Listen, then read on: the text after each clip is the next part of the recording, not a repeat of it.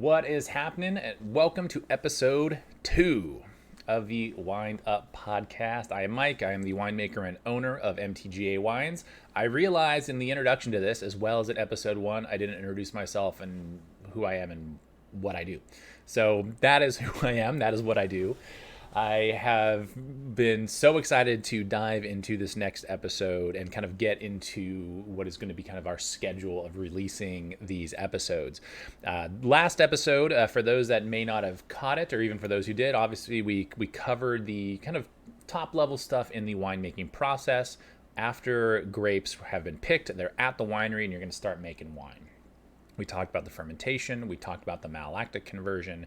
We talked about temperature. We talked about all kinds of things that kind of come and go throughout that process. Some of the judgment calls us winemakers will make. Some of them, for stylistic purposes. Other for just overall stability and quality of the wine. All kinds of little things.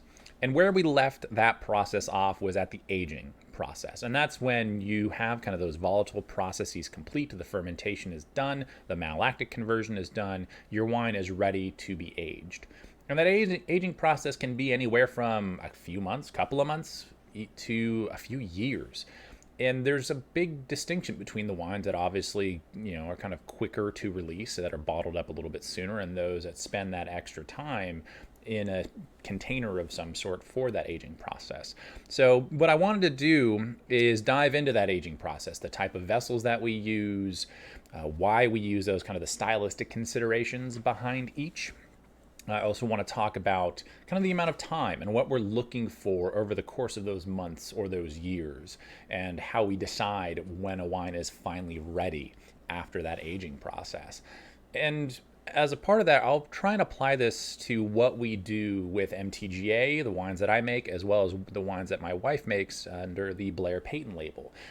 That'll be kind of some real life, kind of practical application of how we use some of these things and what we try and do to get, our grapes after they're harvested and now they're ready, they're through fermentation, they're ready to age, and what we're looking for from these different lots as we go along. So let's start with the vessels, right? We'll start with the most popular one. Probably what people know the most about are the oak barrels that we use. Now, there's a combination of different types of barrels that we use every year. All of them happen to be from France. You can also get barrels from the United States. You can get them from Hungary and Croatia a little bit. All of them tend to be oak barrels. There is a little bit of acacia wood that has been utilized in the past. Even some older big casks for wine production used to be made out of redwood. Those are largely not used anymore. But there are a lot of different types of things you can do with these barrels. And the best way I can describe these oak barrels, because think of it, let's start with oak. I'm not going to get too much into acacia, but let's talk about the oak side of things. That you can think of it really as, much like Cabernet Sauvignon, a grape grown here in California versus a Cabernet Sauvignon grape grown in France. Just because of the country they're in, the weather that it experiences, the soil that it's in, that grape, even though it's the same grape, will have different flavors, different characteristics that go about it. The same is true of these oak forests. So with that, depending on stylistically kind of what flavors you're trying to elicit, you might pick a different forest or a different country of where that oak is coming from. Think of like silver oak, for example, a staple from Napa. They use a ton of American oak because that stylistically is what they're going for. That's part of their template when they make their wines. You look at, we can use us as an example. We use exclusively French oak because I specifically love how those flavors interact and work with the wines that we're making. Brittany, on the other hand, for her wines, uses actually a fair amount of stainless steel, specifically for her rosé. So that will play a role, and she won't use too much new oak, but maybe some neutral barrels that have been used a couple of times. So there's a lot of different avenues that you can go with these oak barrels. On top of that, as many of you may know, and maybe you don't, but these barrels are charred or caramelized on the inside. Now, it's not quite like a bourbon barrel where they call it, alligator skin. It's basically burnt to almost, it looks like, It looks like a log that's been sitting on a fire, basically. So that's why they call it, that alligator skin. But that's, something that is, a heavy, heavy toasting level. Wine barrels typically don't go that heavy, and because what we're trying to do are elicit some of kind of the sweeter and lighter oak flavors. It's everything from vanilla, it's everything from dried fruits and spices and brown sugar and things of that nature. Just, characteristics that we're trying to elicit from those barrels. So not only are we deciding, what barrels from what country or what forest that we want to use to, elicit certain flavors or characteristics, but now we're charring the inside of those barrels to a certain level to, really add to that and really enhance some of those flavors and some of those characteristics. And that's, for your new barrels. Now, of course, you can use an oak barrel over and over and over again. Typically, we use our own oak barrels probably 6 to 8 years before we finally rotate them out and buy new barrels to replace them. And the reason we do that is because there are certain wines that we don't want to put into new oak. That new oak can be really, really intense. It can be somewhat overbearing if it's, applied to the wrong wine. So the way you can think about using these barrels is kind of like making, and this is an analogy that I use all the time. If you've sat down in the cave with me and tasted wine, you've heard me say this, and that is using an oak barrel over and over again is a lot like making a cup of tea over and over again with the same tea bag. It just keeps getting more and more watered down. You're not getting the flavors and the aromas out of that tea bag that you were once you've made 6 cups of tea with it, right? The same goes for your oak barrels. That as time goes on and the more you use them, the less you're getting out of that barrel in terms of the flavors and the aromas and the characteristics. The caveat, though, is that it's still a great container for aging wine because it allows for very small amounts of oxygen in. It helps meld that wine and some of those other characteristics that are already established in the wine itself. It helps them come together, and it can create a blending component when it comes to, kind of when you get closer to bottling that wine when it's all said and done. So oak barrels are immensely complex. They are amazing pieces of art. They're literally, handmade. They're beautiful. They can be pricey, but well worth it if you're trying to make a high quality wine. There are certain things that you can do outside of oak barrels. This is particularly if you're trying to keep a wine a little bit cheaper, a little bit more affordable, is you can use everything from oak chips, almost like a tea bag kind of mentality, or adjuncts, where it's almost like little mini staves and things that you'll put into a used barrel, and these new ones will be toasted and charred, and they'll have certain characteristics to add to your wine, but they're a lot cheaper than buying a brand new French oak barrel. So if you're looking to make a wine kind of on a dime, you can buy some of these oak adjuncts. You can buy some of these chips and other things. There's even like sawdusts and extracts and all kinds of stuff that you can use to, kind of manufacture these oaky flavors. That is all stuff that we are going to get into in another episode when it comes to kind of additives and fining and filtering and all of this other stuff. So that's going to get lumped in with a whole nother episode. So more on, kind of the outlying things that folks use for winemaking. We'll get to that down the road. All right, so let's say you're trying to keep a wine kind of a little bit lighter, a little bit fresher. That's when stainless steel comes into play. And stainless steel is something that is relatively new to the wine industry. It wasn't until, I believe, the 70s that stainless steel started becoming more and more prevalent within the wine industry. And it's something that's great because we can temperature control it. It's something that doesn't, provide any flavors or characteristics. If you're really trying to retain kind of the natural integrity of the grape and the wine you've made, stainless steel is a great option.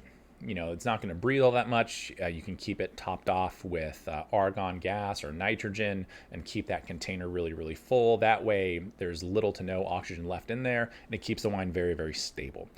This is the same reason why we have stainless steel kegs, laying about the winery.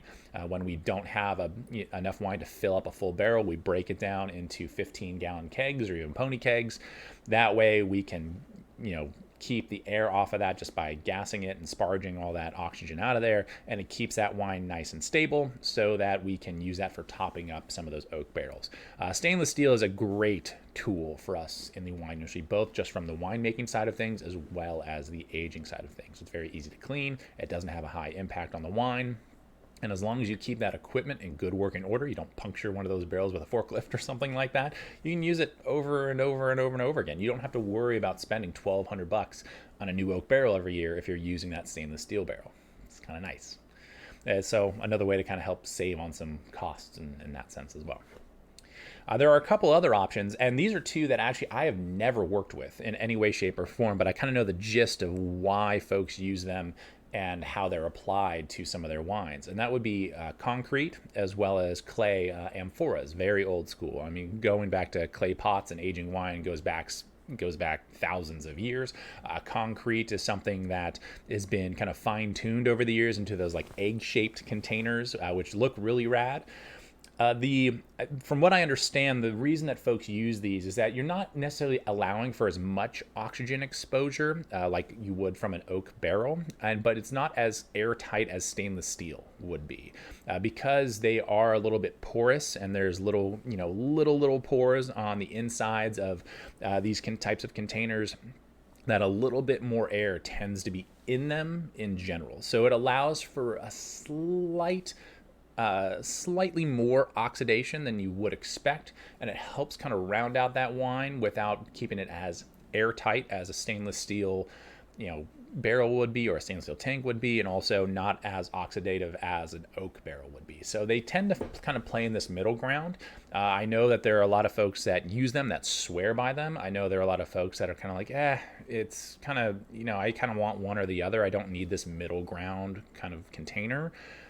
I have also heard in the past that these can be an absolute chore to keep clean, which, winemaking is basically 50% just cleaning stuff at least. So, if that becomes an issue, I've thought about purchasing some of these concrete eggs for our white wine production, but because of the cleanliness thing and Con Valley being what it is where we make our wines, it's kind of like, you know what, I'm gonna hold off on doing that because I want to make sure that our wines, the quality stays there, and I don't want to have to, it was a little bit of like this, it sounds like a really great idea, but I don't know if this is going to be really truly advantageous. I really believe that at a certain point there would be diminishing returns with it. I do want to try and use either amphora or concrete at some point down the line, because it would be cool to try out that middle of the road kind of vessel, but we'll see. I know some people love them. Some people are like, not for us. But realistically, they seem like great options. They're both things that you can use, stylistically to kind of be a balancing act between those oak barrels as well as those stainless steel barrels or tanks that you might be using.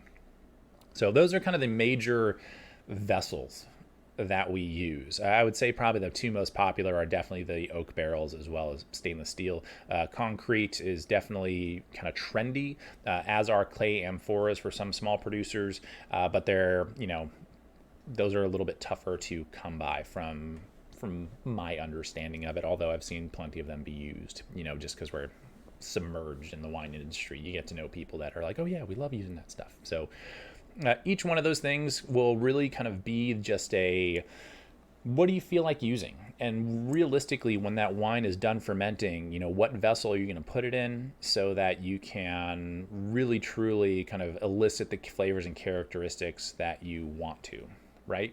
It's kind of it's a very subjective judgment call, and based on the vineyard that you're working with, the fruit that you're working with, and where you want it to go. What's up, Freddie? Oh, hi, buddy.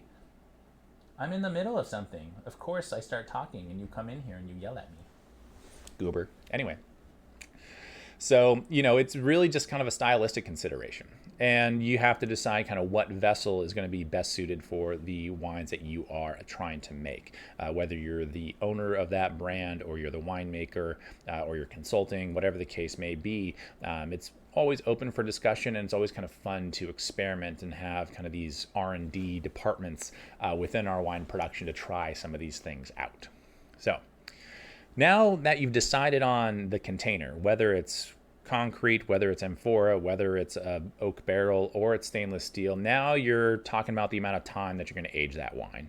Now, there's a lot of things that go into this, and arguably the most important, in my opinion, is what you want that wine to be and taste like. Because after a certain amount of time, you will hit a level of diminishing returns when it comes to keeping it in that vessel, especially when it comes to oak, because you think of like, oh, it stays in these oak barrels, and you think of like a whiskey program. You're like, oh, if it's 10 years old or if it's 15 or 20, like it kind of, you think it gets better and better the older it gets.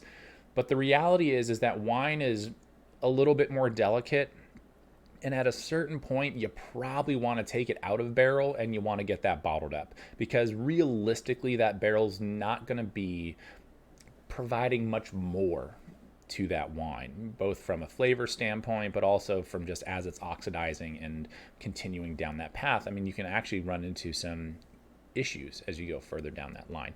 Stainless steel is obviously, you can keep it airtight. You can probably keep it in stainless steel for a very long time. But typically, if you're using stainless steel, it's for a more kind of crisp and refreshing style of wine. So you're probably bottling that sooner rather than later. Concrete and amphora, kind of that, again, middle of the road. I don't know of too many people that are aging their wines in those containers for an extended period of time, but a few months or even, year and change seems to be kind of the trend. Again, that's very much up to kind of who's using it. I don't know of anyone that's doing like any long-term, like 2 years, 3 years, or extending aging in those containers. But I'm sure someone is. There's always exceptions that prove the rules, right? Especially when it comes to winemaking. Now, once you've kind of figured out, again, stylistically where you're going, you can kind of dial in that time frame. But you're going to be tasting along the way to make sure that your wine is continuing down the right path and that it's tasting the way that you want it to. The best example that I have for this is when we started making Pinot Noir. I had in my head what I wanted to do and how much time that was likely going to need to make the style of Pinot Noir that I wanted to make. And for the first few years, we were doing this. We were using about 30% new French oak, and we were aging it for about 18 months before we were bottling it. And then we were typically aging it for another year in bottle after the fact. But as the years went on and we kept trying wines, and come 2019 and into 2020 and 2021, I started to realize that at about that, 8 to 14 month period, the wine was kind of peaking in barrel. And basically by the time 12 months to 14 months rolled around, it wasn't getting so much better that I needed to wait 16 or 18 months to bottle that wine anymore. There was that level of diminishing returns where I was like, you know what, I could keep it in barrel, but realistically, the only reason I'm doing that is because I can. It's not because it's actually doing anything exponentially better for the wine. Like there wasn't anything else that was really coming about to make that wine level up. So we started bottling that wine sooner rather than later. We reduced the aging time in barrel from 18 months down to 12 months. And the wines are beautiful. It's been a really great adjustment to our winemaking program. So that's a part of that judgment call and that timing, is you're kind of trying to figure out, especially when you're adding a new wine to your lineup, you kind of have a ballpark of what you want it to be. But if at a certain point it's just tasting really great, throw that into the next bottling run or schedule it and get rolling. This is a conversation I have with clients all the time. And we get the questions like, how long do you think this will age for? How long do you think it needs? And I can always ballpark it. I'm like, our, Pinot Noir is around 12 months, Merlot's around 2 years, Cabernet's 2 years to 3 years, aging time. But if it tastes really good and I want to bottle it sooner, I bottle it sooner. It's just you keep tabs on it, you try it every once in a while, and you can make that judgment call as you go. So the timing is incredibly variable. It's something that we always have a ballpark for, but it's never something that's like, okay, it needs to be this. There's always a little bit of a range to it. Now, to kind of complicate the timing of aging is your release schedule. If you have wine club shipments in the spring and you're shipping out your white wine or your red blend like we do, you need to have those things in bottle. So there is kind of a schedule that you need to adhere to, and that will influence some of those stylistic considerations. You're probably not going to use, if you're looking for just a bright, crisp, clean white wine that you want to be ready for the next spring, you might not throw a bunch of new oak barrels at that, because you don't want to sit there and wait 8 months for that oak to really start to integrate, much less a little bit longer, and then bottle it like the next fall and then release it the following year. So you don't necessarily want to, wait that long for your white wine to get out there if you're making that crisp, very clean kind of spring and summertime kind of wine. Now, if you're making that kind of oakier, more intense, kind of like creamier style of Chardonnay, maybe you need that time, right? And you're going to extend that aging. You're like, you know what? We're going to age this Chardonnay for at least 8 months, if not a year or more, to let all these characters really meld together and make it a little bit richer and a little bit more intense style of white wine. So again, it's just kind of the stylistic consideration, and you adapt your time frame to that and when you want to be selling that wine. This is kind of a trick of the trade, realistically, is that there's so many white wines that producers make is because we can typically release those before the reds, right? They're typically ready before the red wines are, so that way it's a cash flow game for us. Our white wine is to help us pay bills. I love making white wine. It's great to have the Pinot Gris and the Riesling before it in our lineup, but we have that released every spring because I need to start saving up money for grapes, and I have plenty of bills to pay between the bottling runs and getting into harvest as well. So it's really, really important that I have money in the bank. So white wines, it's kind of like a gin or a vodka program from a whiskey company. It's kind of this, we're waiting 5 or 10 years for this whiskey to be ready. In the meantime, here, drink this. It's kind of it's a way that we can kind of play the game and make sure that we financially are in a good, healthy spot. So that is a big part of this aging process as well, is like, hey, when do we need to sell these wines so that we can pay our bills? So you might cut things, as long as the wine's in a good spot, you might cut it that month shorter than you expect, or if you got time and you're not too worried about it, you can extend some aging on some things as well, if it just needs more time. We've done that as well with a few of our wines, specifically the Merlot and our Cabernet. We've been like, hey, this just needs more time, so we're going to wait. We're not in a huge cash crunch. We don't need to worry about getting this out to people right now. We're going to let this sit, we're going to let this age, and we'll get to it when we get to it.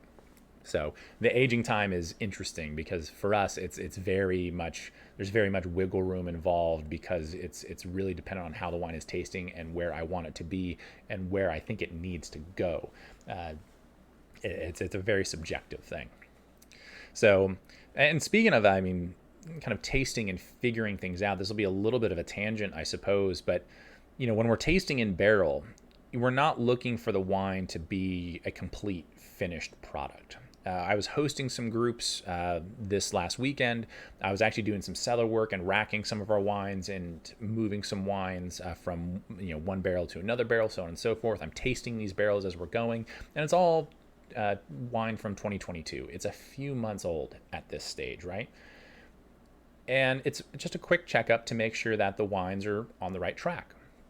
And I was making a bunch of noise, and some guests were walking through the cave. I was like, oh, here, I'm kind of being obnoxious, making a bunch of noise here, have a little barrel sample. This is our 2022 cab.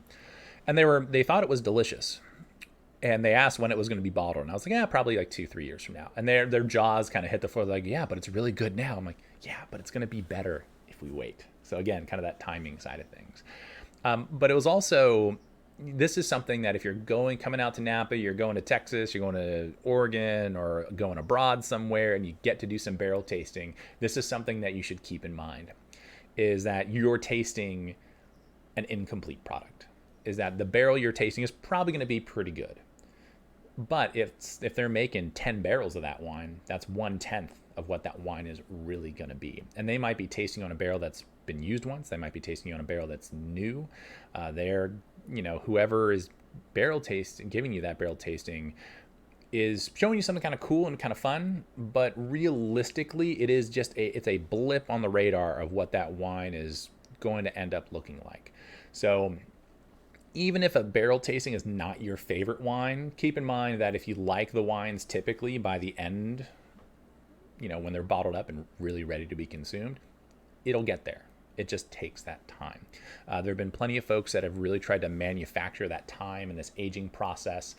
And there are a lot of things you can do, excuse me, that are kind of tricks of the trade. But if you're making really true, fine, like high quality wine, you have to be patient. You have to wait. You have to use high quality materials such as new barrels. The oak chips aren't going to get you there. It'll make a style of wine that's pretty good, maybe. But if you're really trying to make great high quality wine, you're going to have to spend some coin and fork out for the new barrels. You're going to have the good equipment. There's going to be certain things that you kind of have to do to level your wine up. You can't just try and force the issue. Many people have tried. The wines turn out fine, but they don't turn out to be kind of the iconic or super memorable or life-changing wines that I think we all are hunting for in our kind of wine drinking, careers, basically. So, tangent, but needed to be said, I think, when it comes to kind of this aging process and what our opinions are of these barrels as we're tasting them. And for me, it's always a snapshot. Here's where this wine's at. It's on a good path. Here are the other 8 barrels or so we're going to be blending with this. These are all on a good track. This barrel is going to be the structure and the backbone. This barrel is going to be the fruity characteristics. This barrel is a little bit more acidic. This one's a little bit smoother. And you're bringing all those pieces together to really create that final blend when it comes to bottling. So with that, with everything that we've kind of touched on, let's talk about just kind of practical applications of some of this. So let's start with, we talked a little bit about MTGA and Blair Payton, but let's talk about the Pinot Gris that we're making, as well as the Blair Payton Rosé that Brittany is making. So these couple of wines are kind of those quick to market wines. We only age them for about 6 months, believe it or not. So in 2022, these grapes were harvested in late August. They're going to be bottled in late February. We're literally 29 days away from the bottling run. If you're watching this as it comes out, these wines are going to be bottled on February 28th. So it's end of February is when we're bottling them. And the reason that we're doing this is because we want them ready for the springtime. We want them to be very bright. We want them to be very fresh.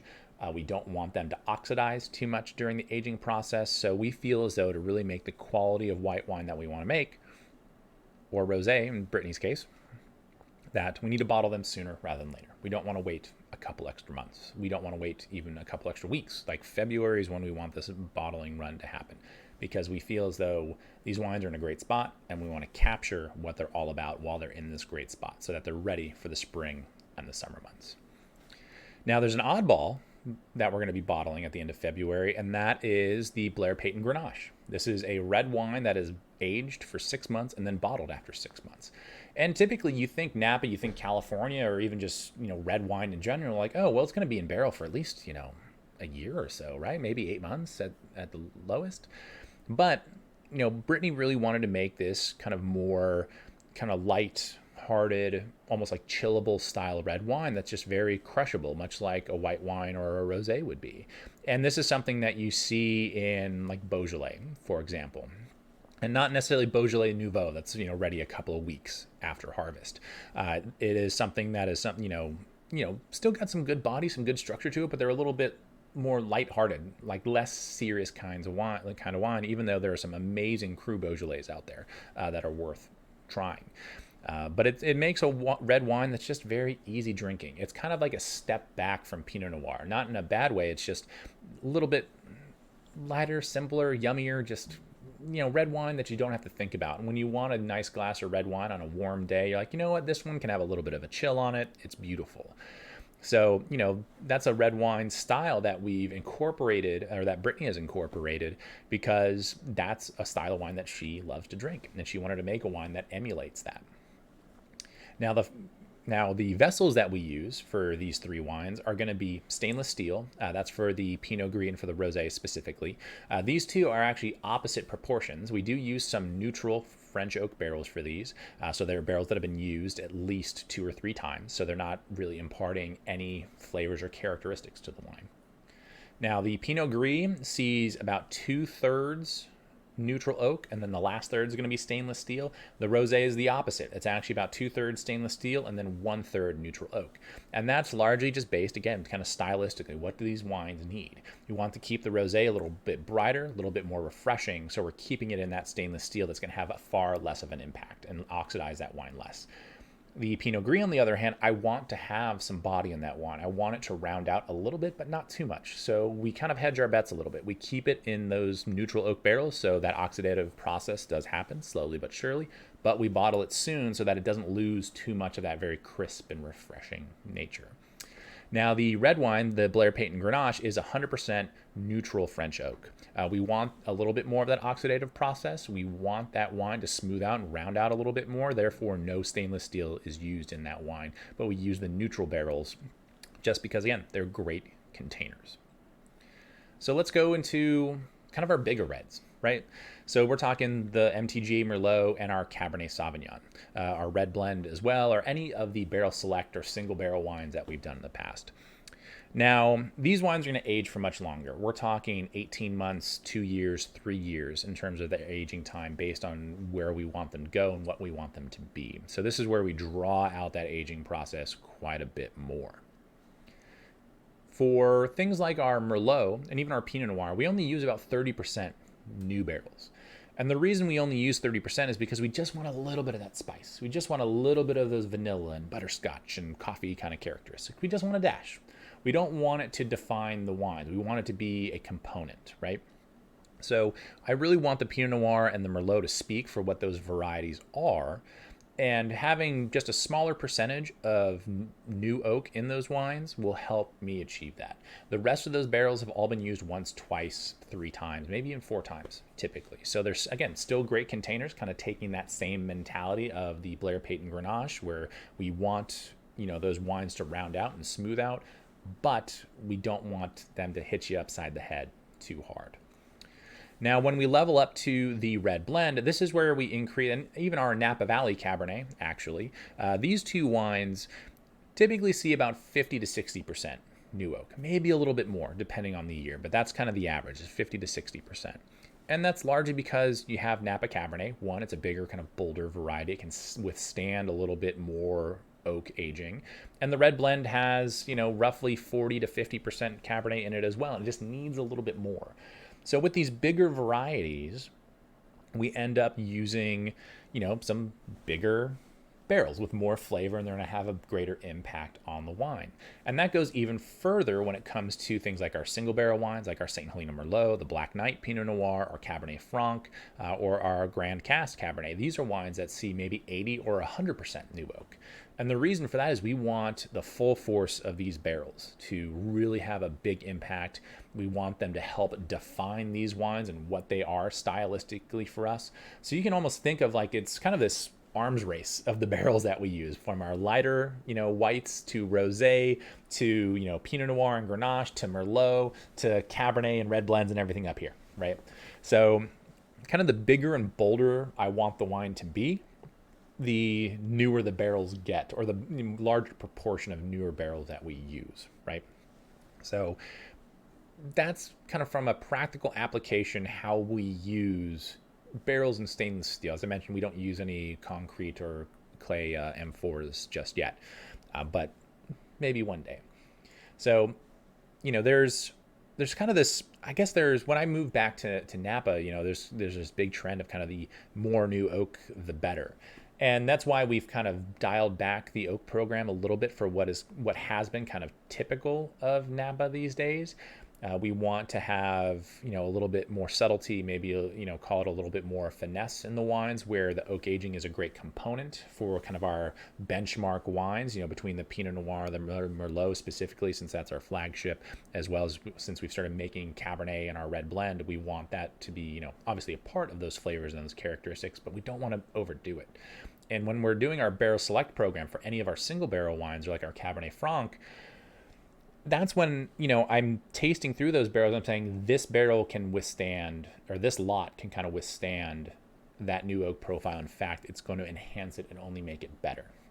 That's how we started making our single barrel Merlot in 2013. When we first made that wine, was this barrel is good enough and big enough and bold enough that this new oak is going to be a great component rather than a defining characteristic. It's not going to be too heavy-handed. It's going to balance out with the wine very, very well. And that's something that when you're using, in my experience, these new barrels, it takes time. You're not going to see a big impact in the wine for probably 6 or 8 months. You'll definitely taste it and you'll smell it. It'll start kind of absorbing into the wine over those months. But after 6 or 8 months, I feel as though I have a much better understanding of how it's going to impact that wine. So typically come June or July, I go back through and I taste through everything, especially if it's in new barrels, and I see how it's coming along. And at that point, I can kind of gauge how much more time I want it to be in that barrel, or maybe it's absorbing those oak flavors really, really fast and it's really, really intense, and I don't want it to be too woody. I can take that wine out of that new barrel and make sure that it doesn't go too far past where I want it to be. So, again, playing with that aging time, the vessel that it's in, and just evaluating as you go is really what the aging process is all about. Because if you did a good job during your fermentation and kind of the more volatile aspects of the winemaking process, by the time you get to this aging stage in the new year, your job as a winemaker is to be a guiding hand and make sure everything stays on track. That is the number one thing I'm trying to do every time I go out into the cellar and taste through barrels, or we start blending and getting ready for bottling when it's all said and done. So aging it's arguably, I always say kind of harvest is always such an amazing time, but aging and the beginning of the aging process is probably my favorite. It's this time in January into February in the new year where you can go and taste through all of your newest wines that you just picked, that you just put all this work into, and you start to smell and taste the potential that these wines have.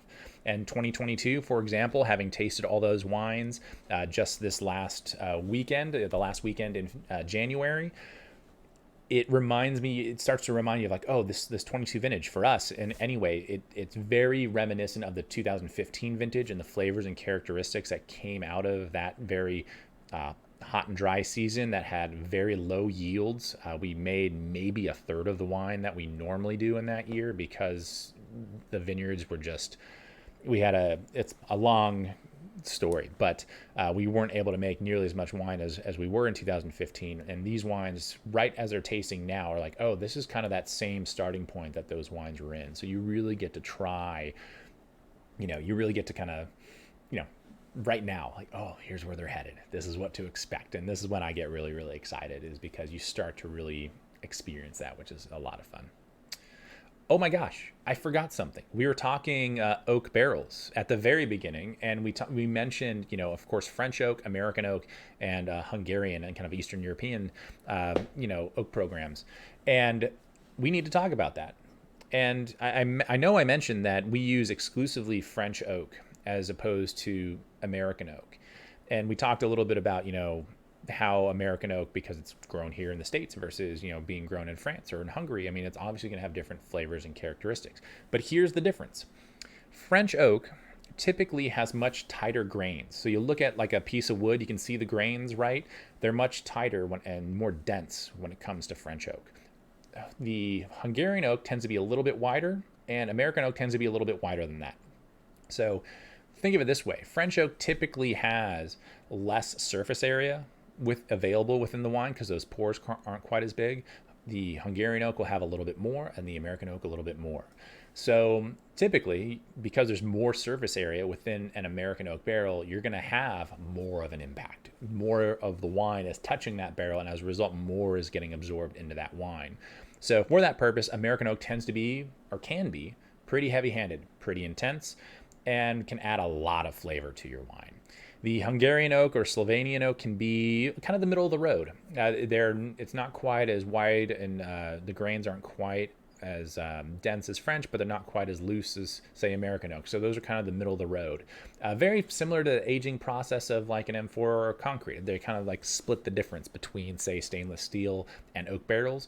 The Hungarian oak barrels are kind of the in-between between like American oak and French oak. Now, the reason that we use French oak for MTGA exclusively is because we're making wines that are a little bit more subtle, a little bit more restrained. If we were to use American oak, it'd be far too heavy-handed. Those flavors and characteristics would just come screaming out of the gate, and the wine would frankly be overpowered by those barrels. So I love using French oak for MTGA because it has a much more subtle impact. I find those barrels are a little bit creamier, a little bit richer, and they just work for stylistically what I'm trying to do with the wines that I make. I've worked with some American oak in the past, with some Syrah and some Zinfandel specifically, so kind of bigger, juicier varieties that can withstand some of that intensity. I've not used any Hungarian oak or Slovenian oak to my knowledge, although I've seen it kind of here and there and everywhere.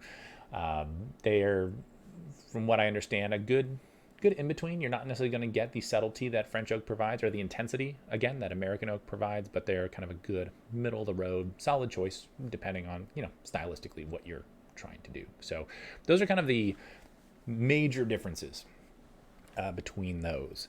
This is actually, with the intensity of American oak, it's why someone like Silver Oak that makes these really, they use, so much new, I think exclusively all 100% like new American oak. They own their own cooperage.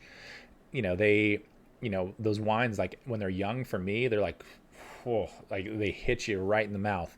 And then 10 years, 15, 20 years go by and you're like, damn, this is actually like really nice, really smooth. I've seen the same thing with Ridge Vineyards in Santa Cruz. They, use a lot of American oak as well. And it's something that is like, okay, now once those wines get a little older, it settles down and it's more to my liking. Now, again, with everything being subjective, if you love that intensity and that big flavor, then yeah, you can open up those wines sooner rather than later. If you want a little bit more subtlety, then maybe you're waiting for those wines to age, and the same can go for, any of these, vessels. There are plenty of folks that are oddballs like me that love to age white wine. I love for those things to kind of evolve and change over years. Again, going back to time and that aging process, whether it's in barrel and it's still in our hands, or it's at home with you in a wine fridge or storage unit somewhere, that aging process continues as long as that wine's in bottle, and it will change ever so slightly and continue to change ever so slightly as the years go on. The aging process as it pertains to like when to open your wines or when they're going to peak and be best, we're going to get into that next month. Since we're going to continue down this aging path and kind of the wine production side of things, we're going to dive into you've bought a wine, how long should you hang on to it? That is going to be a couple weeks from now. Next week, we are going to get into more of an opinion piece. This is something that I'm going to start doing, is kind of casting a line out of kind of, here are my thoughts on a certain portion or segment of the industry, or kind of what's going on or what's happening. And we're going to be tackling wine ratings next week. It's a fun one. I had a lot of fun talking about it. I hope that it's useful information. And that, these first two episodes that were a little bit more kind of educational and kind of talking about the winemaking process and what we look for, starting with the fermentation and getting into the aging process. I hope these have been useful to you. So again, if you have any questions that you would like to have answered, the last week of every month, I'm going to start doing a Q&A. It'll be more rapid fire as opposed to going for, 35 or 45 minutes on a single topic. We'll try and do 5 or 10 minutes on 3 or 4 topics and bang out kind of more rapid fire questions. So if you have any questions, please leave them in the comments. Also, don't forget to subscribe. If you have any suggestions as well, this is only episode 2. Remember that. Like, I'm figuring this out. I think we're off to a pretty good start. I know there are little things like the camera keeps trying to focus on my hand when I get it like really, really close. And then when I pull away, it like zooms out a little bit. I think the sound has been okay. Like anything that is useful critique is also welcome. Thank you guys so much for tuning in. We'll see you next week to talk about some wine ratings. And after that, actually, the third week of February, we're going to get into a little wine tasting action. We're going to announce what we're going to be getting into on social media, likely Instagram and Twitter, as well as Facebook, before that point in time. So if you want to go out and track down some of those wines, we're going to do that live on Twitch. We have a Twitch channel that I've been using for some time. It'll be uploaded to YouTube the following day on Thursday. So we'll do the wine tasting on Wednesday night. I'll cut that and we'll get it uploaded on Thursday for a premiere as well. So all kinds of fun and exciting things. So we will see you next time. Cheers.